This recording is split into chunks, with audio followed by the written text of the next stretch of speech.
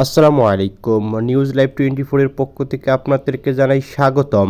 শুরুতে থাকছে গুরুত্বপূর্ণ একটি ভয়ঙ্কর চাঞ্চল্যকর তথ্য। বৈষম্যবিরোধী ছাত্র আন্দোলন চলাকালে ঢাকা কেন্দ্রীয় কারাগারে গুলি করে মোহাম্মদ জাবের নামে এক কয়েদিকে হত্যার অভিযোগে বাংলাদেশের সাবেক প্রধানমন্ত্রী শেখ হাসিনার বিরুদ্ধে আরও 10টি মামলা করা হয়েছে। থাকছে বিস্তারিত। এদিকে থাকছে গণহত্যা দুর্নীতির সঙ্গে জড়িতদের বিএনপিতে নেওয়া হবে না বলে হুঁশিয়ারি দিয়েছেন বিএনপির মহাসচিব মির্জা ফখরুল ইসলাম আলমগীর। থাকছে বিস্তারিত এবং সবশেষ জানিয়ে দেব।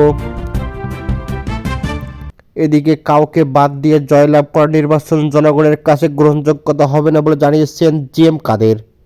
এতক্ষণ শুনছিলেন সংবাদ শিরোনাম, এবার থাকছে বিস্তারিত। বৈষম্যবিরোধী ছাত্র আন্দোলন চলাকালে ঢাকা কেন্দ্রীয় কারাগারে গুলি করে মোহাম্মদ জাবেদ নামে এক কয়েদিকে হত্যার অভিযোগে বাংলাদেশের সাবেক প্রধানমন্ত্রী শেখ হাসিনা ও জেল সুপার সুভাষ কুমার ঘোষ সহ 63 জনের বিরুদ্ধে মামলার আবেদন করা হয়েছে। এদিকে উল্লেখযোগ্য যে আসামিরা হলেন সাবেক মন্ত্রী ওবায়দুল কাদের, আসাদুজ্জামান খান কামাল, হাসান মাহমুদ, আনিসুল হক, দিলীপ ভুঁইয়া, মহবিন ইসলাম চৌধুরী, এছাড়াও ঢাকা দক্ষিণ সিটি কর্পোরেশনের সাবেক মেয়র ফজলিনুর তাপস ও সাবেক আইজিপি আবদুল্লাহ আল মামুন। এদিকে ঢাকার সিনিয়র জুডিশিয়াল ম্যাজিস্ট্রেট মাহফুজুর রহমানের আদালতে মামলার আবেদন করেন নিহতদের খালাতো ভাই। ঘটনার সময় কারাগারে আহত কয়েদি শিকদার লিটন। এদিকে আদালত বাদীর জবানবন্দি গ্রহণ করে আগামী 5 কর্মদিবসের মধ্যে ভুক্তভোগী মারা গেছেন কিনা, এই ঘটনায় কোনো মামলা দায়ের হয়েছে কিনা এ বিষয়ে তদন্ত প্রতিবেদন দাখিলের জন্য কেরানীগঞ্জ থানা দক্ষিণকে নির্দেশ দিয়েছে বাংলাদেশ আদালত। এদিকে মামলার বাদী শিকদার লিটন বসকে বলেছেন, মামলার এজাহারে বলা হয়েছে বৈষম্যবিরোধী ছাত্র আন্দোলন চলাকালে গত 5 আগস্ট বেলা 12টার দিকে কেরানীগঞ্জে ঢাকা কেন্দ্রীয় কারাগার থেকে কয়েদিরা আন্দোলন শুরু করে। এ সময় এজাহারভুক্ত আওয়ামী লীগ, যুবলীগ, ছাত্রলীগ ও পুলিশ বাহিনী সদস্যরা সারা দেশের মতো দেশীয় অস্ত্রশস্ত্র সহ আগ্নেয়াস্ত্র ব্যবহার করে কয়েদিদের উপর গুলিবর্ষণ করে। গুলিবর্ষণে অনেকে কয়েদি আহত হয় এবং কয়েদি মোহাম্মদ জাবেদ কেন্দ্রীয় কারাগারের হাসপাতালে চিকিৎসাধীন অবস্থায় মারা গিয়েছেন। এ সময় কারাগারে থাকা নিহতদের খালাতো ভাই সাংবাদিক শিকদার লিটন বাদী হয়ে মামলা দায়ের করেন। এদিকে এজাহারে বাদীর পরিচয়ে আরও বলা হয়, বাদী লিটন পেশায় একজন সাংবাদিক।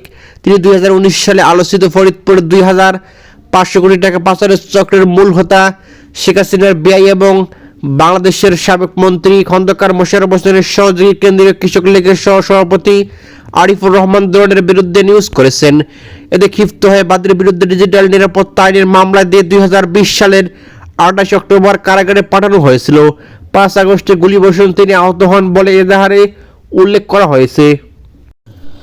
বিএনপির মহাসচিব মির্জা ফখরুল ইসলাম আলমগীর বলেছেন, যারা সন্ত্রাসী, যারা গণহত্যার সঙ্গে জড়িত হয়েছিল এবং যারা দুর্নীতির সঙ্গে জড়িত তাদের কাউকে বিএনপিতে নেওয়া হবে না বলে হুঁশিয়ারি দিয়েছেন মির্জা ফখরুল ইসলাম আলমগীর। এ বিষয়ে আমাদের ভারপ্রাপ্ত চেয়ারম্যান তারেক রহমানের সুস্পষ্ট নির্দেশ দেওয়া হয়েছে বলে জানিয়েছেন মির্জা ফখরুল ইসলাম আলমগীর। এদিকে বেলা 11:30টার দিকে ঠাকুরগাঁয়ে প্রেস ক্লাব চত্বরে দুস্থ অসহায়দের মাঝে শীতবস্ত্র বিতরণকালে সাংবাদিকদের এক প্রশ্নের জবাবে তিনি এ মন্তব্য করেছেন। এদিকে মির্জা ফখরুল ইসলাম আলমগীর বলেন, আমরা আশা করেছিলাম সরকারের পক্ষ থেকে শীতার্ত মানুষের মাঝে শীতবস্ত্র বিতরণ করা হবে, কিন্তু এখন পর্যন্ত সে ধরনের উদ্যোগ সরকারের পক্ষ থেকে আমরা দেখতে পাইনি। তাই আমরা নিজেরাই আমাদের দলের পক্ষ থেকে শীতবস্ত্র বিতরণ করছি। আজকে আমরা পৌর শহরের মধ্যে বিতরণ করেছি, এরপর উপজেলা ও ইউনিয়নগুলোতেও বিতরণ করা হবে। এদিকে আমি আশা করব সরকারের বিষয়টি এগিয়ে আসবেন, তারা আমাদের এই কনকনে শীতে শীতার্ত মানুষের মাঝে কম্বল বিতরণ করবেন। এদিকে বাংলাদেশের রাজধানীতে স্বৈরতন্ত্র, ফ্যাসিস্ট ব্যবস্থা এবং দুর্নীতি থেকে উত্তরের বিষয়ে বিএনপির মহাসচিব বলেন, ফ্যাসিস্ট ব্যবস্থা এবং দুর্নীতি থেকে উত্তরণের একমাত্র উপায় হচ্ছে গণতন্ত্রকে প্রতিষ্ঠা করা। জনগণের যে শাসন, সেই শাসনকে স্থাপিত করতে হবে, অর্থাৎ জনগণের নির্বাচিত পার্লামেন্ট দিয়ে দেশ পরিচালনা করতে হবে, সেই সরকার দিয়ে দেশ পরিচালনা করতে হবে। এর বাইরে অন্য কোনো উপায় আছে বলে আমার জানা নেই। এদিকে গণতন্ত্রের প্রতিষ্ঠানগুলো যদি নির্মাণ করা যায়, এটি হবে সবচেয়ে বড় রক্ষণ কবচ। এদিকে শীতবস্ত্র বিতরণ অনুষ্ঠানে উপস্থিত ছিলেন জেলা বিএনপির দম্পক মামুনুর রশিদ, অর্থ বিষয়ক সম্পাদক শরীফুল ইসলাম। জাতীয় পার্টির চেয়ারম্যান জিএম কাদের বলেছেন, বাধা সৃষ্টি করে প্রতিযোগিতা কমিয়ে আমি কিছু হয়ে গেলাম, এটা অবাধ নির্বাচন হতে পারে না। আওয়ামী লীগ সেজন্য বড় ধরনের আঘাত পেয়েছে, যা জনগণ যথাযোগ্যভাবে তা দিয়েছে। ভবিষ্যতে কেউ এটি করতে চাইলে তারা এক ধরনের আঘাতপ্রাপ্ত হবে। আমাদের ইতিহাস থেকে শিক্ষা নেওয়া উচিত। এদিকে 9:30টায় নগরীর সেনপাড়ায় স্কাইবেজ বাসভবনে তিনি সাংবাদিকদের এসব কথা বলেছেন আজ। এদিকে জিএম কাদের আরও বলেন, দেশে বিএনপি ও আওয়ামী লীগের ভোটার সংখ্যা সবচেয়ে বেশি। এই দুটি দলের একটি দল নির্বাচনের বাইরে থাকলে তা নির্বাচন গ্রহণযোগ্য হবে না। এদিকে নির্বাচন আমরাও চাচ্ছি, কিন্তু নির্বাচনে লেভেল প্লেইং ফিল্ড থাকতে হবে। এদিকে তিনি আরও বলেন, জাতীয় পার্টির চেয়ারম্যান অবাধ নির্বাচন তাকে বলা যাবে যেটি ভোটাররা অবাধ ভোট দিতে পারবে এবং প্রার্থীরা বাধাহীনভাবে নির্বাচনে দাঁড়াতে পারবে। এদিকে তিনি আরও বলেন, দেশে বিএনপির চেয়েও আরও বড় রাজনৈতিক দল ছিল আওয়ামী লীগ। এদিকে তিনি আরও বলেন, নির্বাচন আমরা চাচ্ছি, কিন্তু নির্বাচনে লেভেল প্লেইং ফিল্ড থাকতে হবে।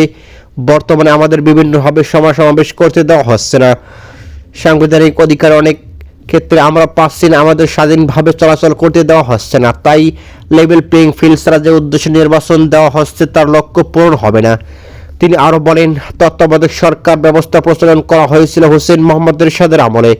সরকারের থেকে দল হবে, সেই দল নির্বাচন করলে তখন লেভেল প্লেইং ফিল্ড থাকে না। এর জন্য তত্ত্বাবধায়ক সরকার হয়েছিল যেন নিরপেক্ষতাভাবে নির্বাচন করা সম্ভব হয়। এখন ওনারা যদি রাষ্ট্রীয় পৃষ্ঠপোষকতার দল করেন তবে লেভেল প্লেইং ফিল্ডের বেসিক কনসেপ্ট পেতে হবে। সেই সঙ্গে আইনশৃঙ্খলা বাহিনী যদি কোনো দলের লোক হয় এবং আওয়ামী লীগের আমলে যা হয়েছে সেটির যদি পুনরাবৃত্তি ঘটে তবে সেই নির্বাচন গ্রহণযোগ্য হবে না। এদিকে জিএম কাদের আরও বলেন, আমরা চাই অবাধ, সুষ্ঠু, নিরপেক্ষ, অন্তর্ভুক্ত এবং নির্বাচনের মাধ্যমে প্রতিদ্বন্দ্বীমূলক সরকার আসুক। বর্তমান সরকারের পক্ষ থেকে সকলকে ঐক্যবদ্ধ করে সংস্কার করা সম্ভব হবে না। এদিকে পরবর্তী রাজনৈতিক দল দেশের স্বার্থে সবকিছু ঠিক করবে, এভাবে গেলে সকলের জন্য ভালো হয়ে যাবে। এ সময় উপস্থিত ছিলেন জাতীয় পার্টির প্রেসিডিয়াম সদস্য এস এম ইয়াসিন।